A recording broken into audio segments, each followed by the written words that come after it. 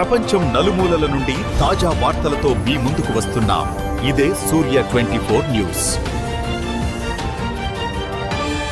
ఈనాటి ఈ యొక్క కార్యక్రమానికి ముఖ్య అతిథిగా విచ్చేసినటువంటి నారా భువనేశ్వరి అమ్మగారికి నా యొక్క ప్రత్యేకమైన నమస్కారాలమ్మ. అదేవిధంగా ఎన్టీఆర్ ట్రస్ట్ ఆర్గనైజింగ్ వాళ్ళందరికీ నా యొక్క ప్రత్యేక ధన్యవాదాలు.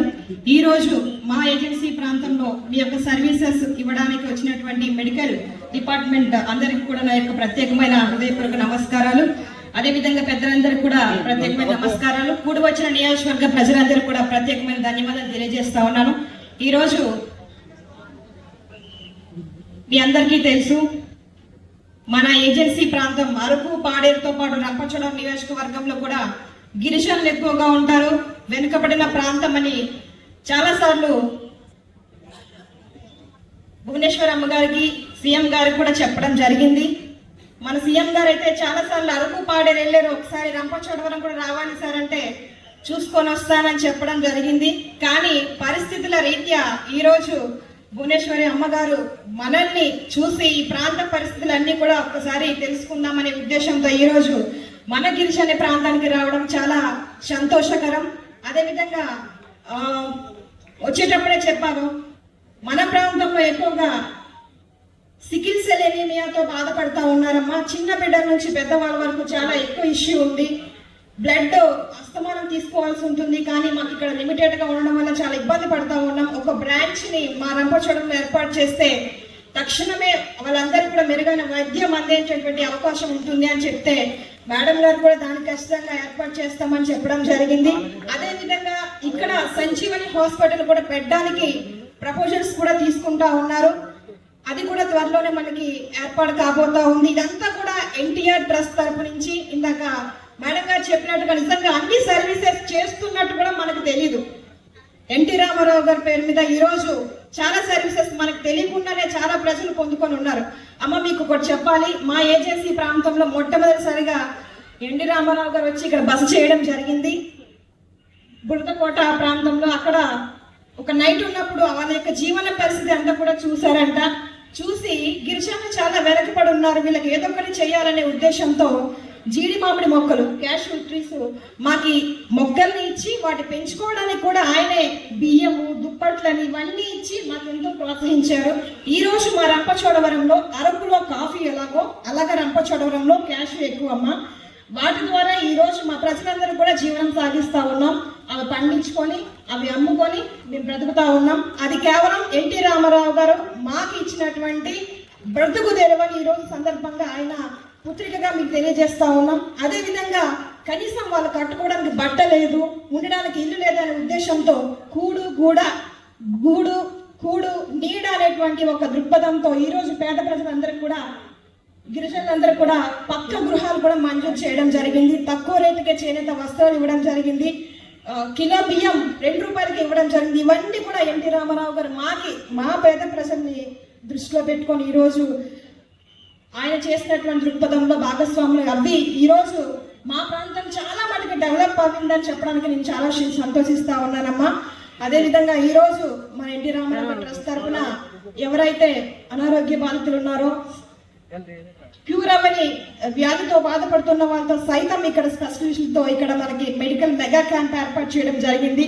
దాన్ని ఖచ్చితంగా ప్రతి ఒక్కరు వినియోగించుకోవాలి, వాళ్ళ సమస్యను పరిష్కరించుకోవాలి. ఒకవేళ ఇక్కడ అవ్వకపోతే మెరుగైన వైద్యం కోసం కూడా ఇతర ప్రాంతాలకు తీసుకెళ్లి మంచి వైద్యాన్ని అందించడానికి మన ట్రస్ట్ తరపున మన ట్రస్టీ భువనేశ్వరమ్మ గారు హామీ ఇచ్చినారు. కనుక ఈరోజు మన చంద్రబాబు నాయుడు గారు ఎన్టీ రామారావు గారి యొక్క ఆశయాల మేరకు ఎట్లా పనిచేస్తా ఉన్నారో ఆయన పుత్రికగా మన భువనేశ్వరి అమ్మ గారు కూడా ప్రజా సేవా పథకంలో ముందుకు వెళ్తా ఉన్నారు. కనుక ప్రజలందరూ కూడా మీ యొక్క ఆశీర్వాదాలని దీవెనని భువనేశ్వరి అమ్మ గారికి ఇచ్చి ఎప్పుడూ నిండు నూరేళ్లు ఆరోగ్యంగా ఉండాలని మీరందరూ దీవించాలని మనస్ఫూర్తిగా కోరుకుంటా ఉన్నాను. ఈ అవకాశం ఇచ్చినటువంటి మీ అందరికీ పేరు గారు నమ్మారు. నందమూరి తారక రామారావు గారు మానవ సేవే మాధవ సేవ, ప్రజలే దేవుళ్ళు అన్ని నమ్మి ప్రజల కోసం వాళ్ళకి అన్ని అందుబాటులో ఉండాలని ఆయన చాలా సేవా కార్యక్రమాలు ఆయన ప్రారంభించారు. అట్లానే మన నాయకుడు చంద్రబాబు నాయుడు గారు ఆ స్ఫూర్తితో ఆయన ఈ ట్రస్ట్ అనేది ప్రారంభించి అది ముందుకు తీసుకెళ్లారు. ఎట్లా చంద్రబాబు నాయుడు గారు ఆయన అనుకున్నారో ప్రజలకి సేవా కార్యక్రమాలు అందేటట్టుగా మనం ఈ ట్రస్ట్ ద్వారా ముందుకు తీసుకెళ్లాలని అనుకున్నారు.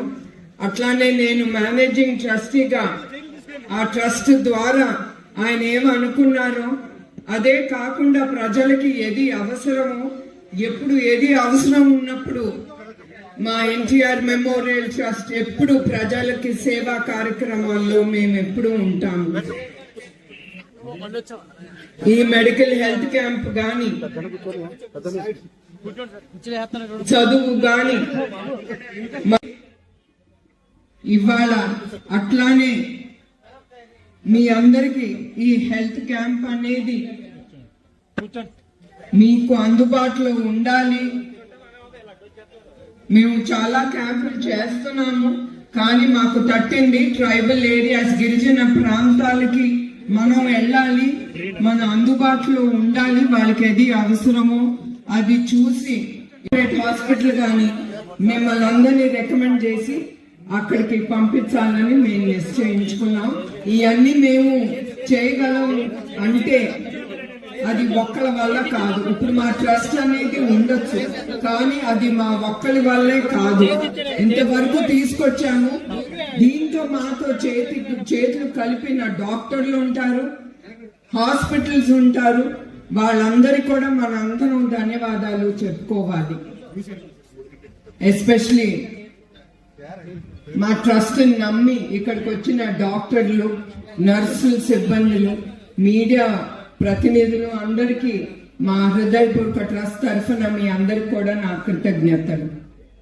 ఇప్పుడు వరకు హెల్త్ క్యాంప్స్ 16,365 హెల్త్ క్యాంప్స్ 2 రాష్ట్రాల్లో, అది ఆంధ్రప్రదేశ్, తెలంగాణలో మేము ముందుకు తీసుకెళ్లాము. తద్వారా 22,64,000 మంది లబ్ధి పొందారు. ఇప్పుడు వరకు 22.97 కోట్లు విలువైన మందులు అవసరమైన వాళ్ళకి మేము అందించాము. ఈ బస్ ద్వారా మేము నిర్మించాము. దీని ద్వారా 4,50,000 మంది లబ్ధి పొందారు. అట్లానే విద్య దానికి వస్తే ఇప్పుడు వరకు 2,113 మంది పేద ప్రజలు అవనే పేద పిల్లలు అవనే అనాథ పిల్లలు అవనే ఇప్పుడు వరకు వాళ్ళకి విద్య అనేది అందజేశాము. వాళ్ళకి విద్య అందజేయటమే కాదు, వాళ్ళకి సదుపాయాలు, వాళ్ళు ఉండటానికి భోజనాలు కానీ వాళ్ళ యూనిఫామ్ కానీ అన్ని ఎన్టీఆర్ మెమోరియల్ ట్రస్ట్ ముందుకు తీసుకెళ్తాంది. అట్లానే పేద పిల్లలకి ఇప్పుడు వరకు 3.5 కోట్లు స్కాలర్షిప్స్ అందజేశాము. అట్లానే జస్ట్ స్కాలర్షిప్ ద్వారా 2,72,00,00,000 రూపాయలు 275 మందికి అందజేశాము. ఈ స్కాలర్షిప్స్ వాళ్ళకే కాదు, 4,297 స్టూడెంట్స్ కి కూడా, కాలేజ్ స్టూడెంట్స్ కి అందజేశాము.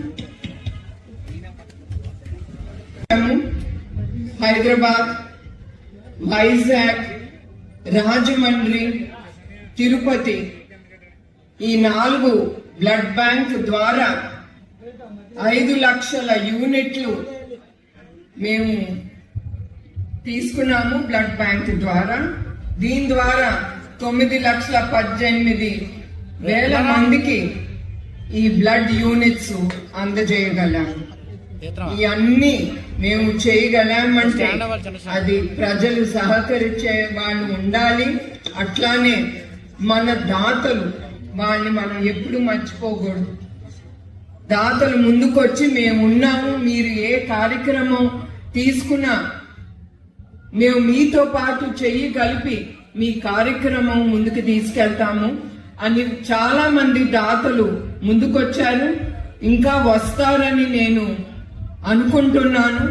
ఎందుకంటే వాళ్ళు ఏ నమ్మకంతో నేను కూడా మీకేం చేయలేము, అట్లాంటప్పుడు మేము తప్పకుండా గవర్నమెంట్ హాస్పిటల్కి ఆ పేపర్ మీద రికమెండ్ చేస్తాము. అట్లానే మేము కూడా వాళ్ళతో కానీ మేము ఏ కోఆపరేటివ్ హాస్పిటల్తో మేము టైఅప్ పెట్టుకున్నామో వాళ్ళతో కూడా మేము మాట్లాడి తప్పకుండా మీకు ఏది అందజేయాలో అది తప్పకుండా మీ అందరికీ అందజేస్తాను.